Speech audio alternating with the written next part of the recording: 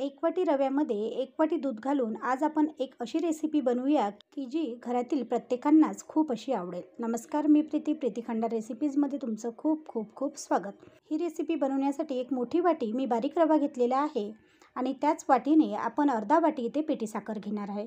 अर्धा वाटी पिठी साखर घेतल्यावर किंचित आपल्याला अर्ध्या चम्मचपेक्षाही अर्धा एवढा आपल्याला इथे खायचा सोडा घ्यायचा आहे आणि किंचित इथे मीठ घ्यायचं आहे. आता हे सगळं साहित्य याच्यामध्ये घातल्यानंतर आता आपल्याला हा रवा व ही जी साखर आहे आणि हे जे साहित्य आहे ते सगळं असं मिक्स करायचं आहे. इथे मी सगळं साहित्य अशा प्रकारे बघा मिक्स करून घेतलेलं आहे. साहित्य पूर्ण मिक्स झाल्यानंतर आता आपल्याला 1 ते 2 चम्मच इथे खायचं तेल वापरायचं आहे. खायच्या तेलाऐवजी आपण इथे तूपसुद्धा वापरू शकतो. अगदी इथे सरसोचं तेल वगैरे वापरायचं नाही, कारण की सरसोच्या तेलाला खूप असा उग्र वास असतो आणि त्याच्यामुळे आपण जी आज रेसिपी बनवणार आहोत त्याला खूप असा वास येण्याची शक्यता असते. तर इथे तेल वापरायचं आहे आणि तेल वापरल्यानंतर आपल्याला हे तेल अशा प्रकारे या पूर्ण साहित्याला अशा प्रकारे चोळून घ्यायचं आहे, जेणेकरून याची अशी मुठ्ठी बनल्या जाईल. तर इथे आपण जे तेल घेतलं ते व्यवस्थित इथे झालेलं आहे. आता आपल्याला एका कपाने अर्धा कप एवढं दूध इथे घ्यायचं आहे आणि थोडं दूध या साहित्यामध्ये घालायचं आहे आणि हे जे सारण आहे ते अशा प्रकारे बघा भिजवून घ्यायचं आहे. इथे आपल्याला दूध घातल्यानंतर हे सारण असं आसटसर वाटत आहे, पण आपल्याला याच्यावर एक झाकण ठेवायचं आहे आणि 10 ते 15 मिनटं हे जे सारण आहे ते आपल्याला छान असं मुरू द्यायचं आहे. आता सारण छान मुरेपर्यंत एकीकडे आपल्याला 4 ते 5 बदाम घ्यायचे आहे आणि त्या बदामीला मधोमध अशा कट करून याला कापून घ्यायचं आहे. आता बघा, तुम्ही जर इथपर्यंत व्हिडिओ पाहत आला असाल आणि व्हिडिओला लाईक केलं नसेल, एक लाईक करा. चॅनलवरती नवीन असाल, सबस्क्राईब केलं नसेल तर एक सबस्क्राईब करा. आणि तुम्ही जर याच्या आधी सबस्क्राईब केलं असेल तर तुमचे खूप खूप असे धन्यवाद. आणि तुम्हाला ही रेसिपी कशी वाटत आहे म्हणून मला कमेंट करून कळवायला विसरू नका. आणि तसेच तुम्ही याच्या आधी ही रेसिपी बनवली का तीसुद्धा मला कमेंट करून कळवा. मी तुम्हाला हे सारण थोडं जवळून दाखवते. बघा किती असं जाळीदार हे सारण झालेलं आहे. आणि आज जी आपण रेसिपी बनवत आहोत त्याच्यासाठी आपल्याला अगदी असंच सारण हवं आहे. परफेक्ट असं हे सारण आहे.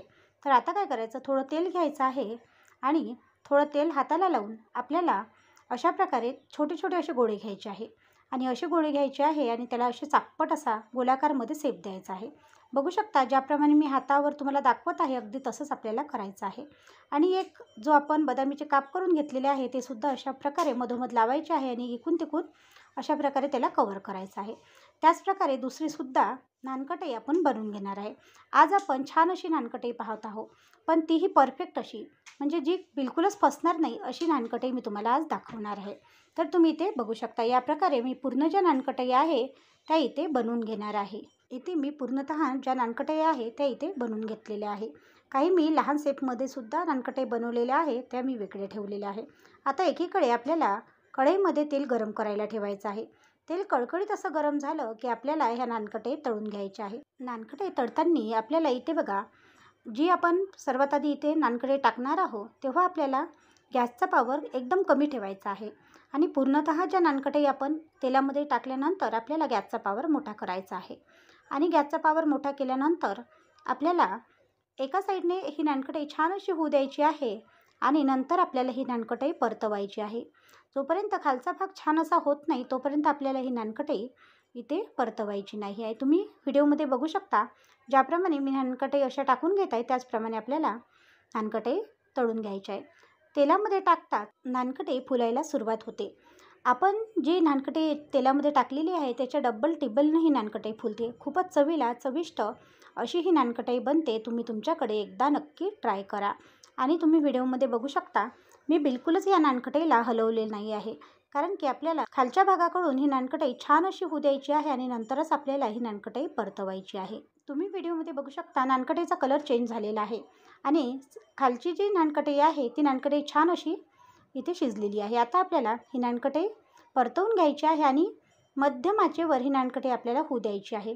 आपल्याला इथे गॅसचा मोठा पॉवर ठेवायचा नाही, अगदी कमी पॉवरवर आपल्याला नानकटई शिजू द्यायची आहे.